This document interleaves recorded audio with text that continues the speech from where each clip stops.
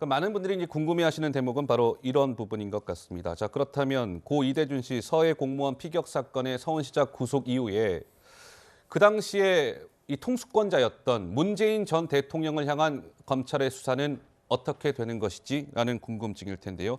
그 이제 본론으로 들어갑니다. 자, 문재인 전 대통령이 서훈실장이 구속이 되자 이런 입장을 밝혔습니다. 서훈이라는 사람은 최고의 북한 전문가, 전략가, 협상가로 평화의 대전환을 만들어냈습니다. 아니, 서훈처럼 연륜, 경험을 갖춘 신뢰의 자산은 다시 찾기가 어려울 텐데요. 그런 자산을 꺾어버리다니 너무나 안타까운 일입니다라는 입장을 밝혔습니다. 이 입장에 대해서 국민의힘은 또 이렇게 응수했습니다. 이어서 한번 들어보시죠.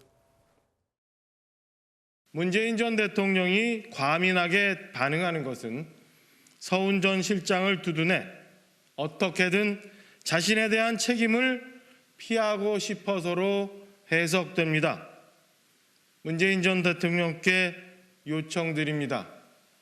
제발 도는 넘지 말아 주십시오. 문재인 전 대통령은 아무래도 국민들과는 다른 세상에 살고 있는 것 같습니다. 지금 검찰 수사는 사법 시스템에 따라서 합법적으로 이루어지는 것이지 정치 보복이 전혀 아닙니다. 정치 보복은 문재인 대통령이 했던 수사 자체가 정치 보복의 본보기일 뿐입니다.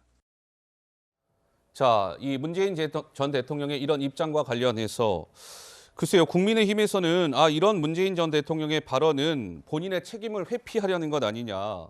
오히려 문재인 전 대통령님 제발 도를 넘지 마십시오. 박정화 대변인은 그렇게 응수를 했던데 우리 최경철 위원께서는 문재인 전 대통령 서해 피격 사건에 대해서 요즘 유독 본인의 입장을 즉각 이렇게 반박을 하고 있습니다. 어떻게 보고 계시는지요? 책임에서 도망가지 않겠다는 리더십을 먼저 보여주는 것이고요. 그로 인해서 진영이 결집을 하겠죠. 진영이 결집을 해서 문 대통령을 지지했던 과거의 세력들이 그 여론전을 펼침으로써 재판부가 향후 재판을 하는 데 있어서 어떠한 일정의 영향력을 한번 미쳐보겠다는 이런 의도가 충분히 깔린 것 같은데 지금 하나하나씩 진실이 규명되면서 마침내 재판부가 정치적 거물이라 할 수 있는 서훈 국정원장을 지냈고 그리고 국가안보실장까지 지낸 사람을 구속영장을 발부하였다는 것은 이 사안이 매우 엄중하다는 것을 문재인 대통령께서도 좀 아셔야 되는데 이게 진실을 밝히는 국면에 들어갔는데도 지금 문재인 대통령께서 진실 규명 협조보다는 문재인 대통령께서 생각하시는 쪽으로 너무 몰고 가려는 이러한 것이 아닌가. 국정의 최고 책임자였다면 이제부터는 진실을 밝히는데 협조하는 자세를 보이는 것이 앞으로 우리나라가 국익을 찾고 그리고 나라가 발전하는 데 도움이 되는 것이지 진실을 외면하고 그리고 진영 논리에만 매몰되어 있다면 대통령을 지낸 정치인으로서 이것은 국민들이 받아들일 수 없다. 대통령께서 진실을 규명하는데 문재인 대통령께서도 이제는 협조해야 될 때라고 생각합니다. 자, 이번 서해 피격 사건 관련해서 문재인 전 대통령의 반응이 크게 보면 세 차례 있었던 것 같습니다. 감사원이 서면 조사 시도했을 때 대단히 무례한 짓, 그리고 서훈 실장의 영장 심사 하루 전에 도를 넘지 마십시오. 서훈 실장이 구속되자 안타깝다. 이런 반응들이 나왔습니다. 자, 더불어민주당에서는 이 서훈 실장 구속과 관련해서 이런 반응들을 내놓고 있습니다. 들어보시죠.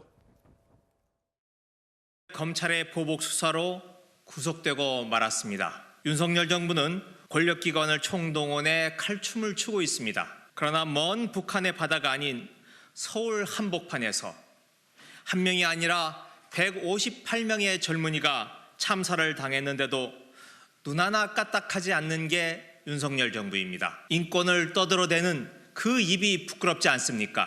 윤석열 정부가 지금 자행하고 있는 이 정치 보복의 칼끝은 문재인 전 대통령을 향해 있고 그리고 문재인 정부의 주요 인사들을 욕보이고 모욕 주기 위함이라고 생각을 합니다. 검찰의 칼끝은 처음에는 아닌 것처럼 하다가도 행태가 그래 왔고 지금도 마찬가지로 이런 검찰의 움직임들이 다 대통령실과 직간접적으로 저는 연관이 되어 있다라고 생각합니다.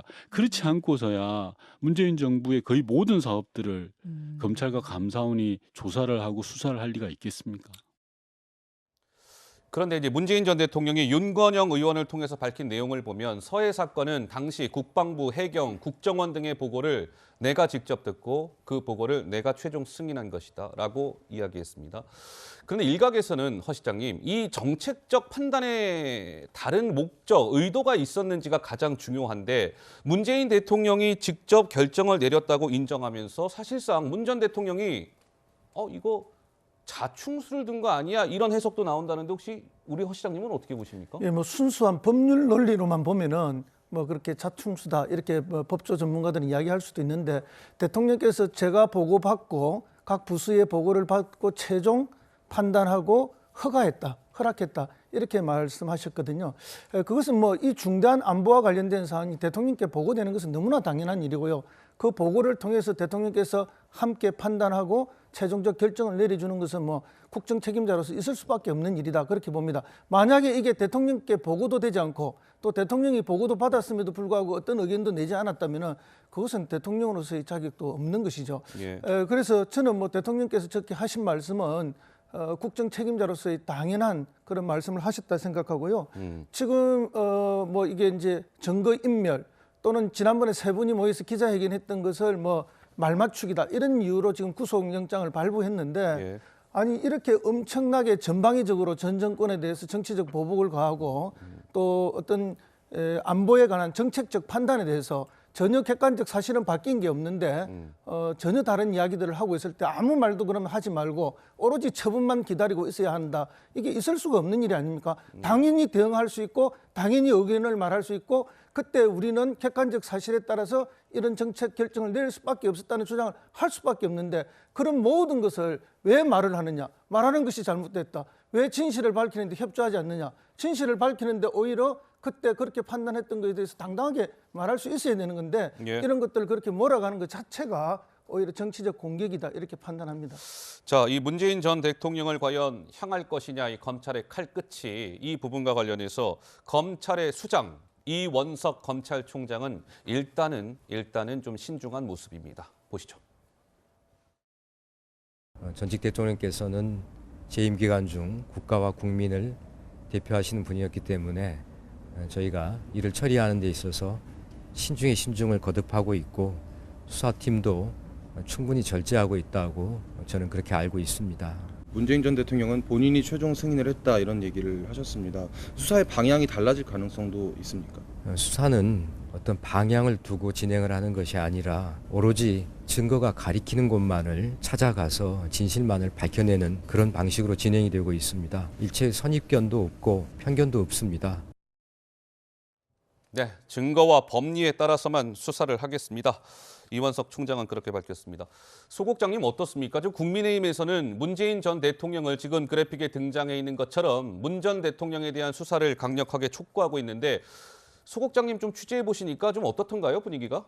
그러니까 지금 현재 국민의힘에서 문 전 대통령에 대한 수사를 촉구하는 것은 이제 정치적인 공세의 성격이 굉장히 강한 거죠. 그리고 검찰로서는 이 문제가 서훈 전 실장이나 박지원 전 국정원장과는 또 다른 측면에서의 문제이기 때문에 문재인 전 대통령에 대한 수사 부분은 마지막까지 어쨌든 숙고하면서 최종 그 필요성 여부를 따져볼 것으로 그렇게 좀 판단이 됩니다. 일단 현재 상황 봤을 때 서훈 전 실장이 모든 혐의를 지금 부인하고 있는 상황 아닙니까? 그런 상황이기 때문에 서훈 전 실장을 통해서 이제 문 전 대통령으로 가야 되는 건데 서훈 전 실장이 계속 부인을 하는 상황이라면 문 전 대통령에 대한 현실적인 수사는 쉽지는 좀 않아 보인다. 이렇게 좀 판단이 되고요. 예. 여러 가지 이제 문 전 대통령이 이야기한 내가 뭐 책임지고 사인했다라는 부분들은 하나하나의 구체적인 어떤 사실관계에 대한 그런 부분보다는 포괄적인 통치권자로서의 그 부분에 대한 나의 어떤 허락이 있었다라는 일종의 이제 서훈 전 실장의 구속을 막아보려고 하는 그러한 어떤 움직임이 아니었나 이렇게 좀 판단이 되기 때문에 사법적인 부분은 서훈 전 실장과 박지원 전 국정원장에 대한 조사까지 이루어진 이후에 예. 검찰이 굉장히 신중하게 좀 판단을 할 것으로 예상이 됩니다. 우리 어떠세요? 문재인 전 대통령에 대한 이제 수사는 전직 대통령이기 때문에 검찰 입장에서도 굉장히 신중하게 해야 될 겁니다. 괜히 전직 대통령을 별것 없이 소환했다가 검찰이 엄청난 역풍을 맞을 수 있기 때문에 신중에 신중을 거듭해야 될 것 같은데 윤 대변인은 좀 어떻게 보세요? 말씀하신 대로 그 전직 대통령, 뭐 직전 대통령 아닙니까?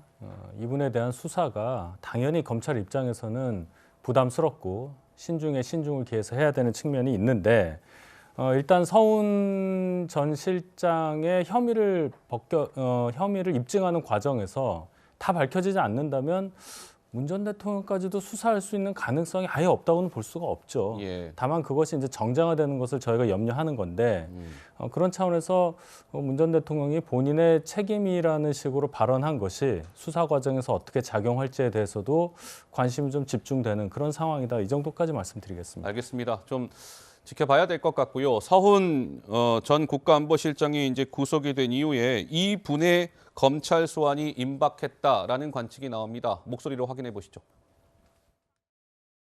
저는 방어권 차원에서 얘기를 하는데 예. 서훈 전 실장으로부터 어떤 지시도 받았지 않고 삭제 지시도 없었다. 제 자신도 없었다. 다음 수순으로 검찰은 지금 박지원 전 원장님을 소환한다, 소환 검토한다 이런 보도가 있던데 혹시 연락은 아직 못 받으셨어요? 연락 없습니다. 연락 있으면 가야죠.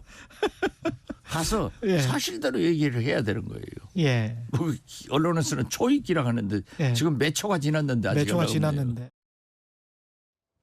네, 박지원 전 국정원장에 대한 소환이 임박했다. 박 전 원장은 뭐 여전히 부인을 하고 있습니다. 본인의 혐의에 대해서 삭제를 지시한 적도 없다. 네, 검찰에 나가서 사실대로 진술하겠습니다. 그러나 서훈 구속으로 탄력받은 검찰, 박지원 소환 초읽기, 소환 이후에 박 전 원장에 대한 구속영장 청구도 아마 되지 않을까 싶은데 이 서해 피격 사건에 대한 검찰 수사는 이제 막 급물살을 타기 시작했다. 여전히 현재 진행형이다. 그 결과를 우리는 차분차분 지켜봐야 될 것 같다. 이렇게 좀 마무리를 하면서 저희가 준비한 두 번째 주제로 넘어가겠습니다. 만나보시죠.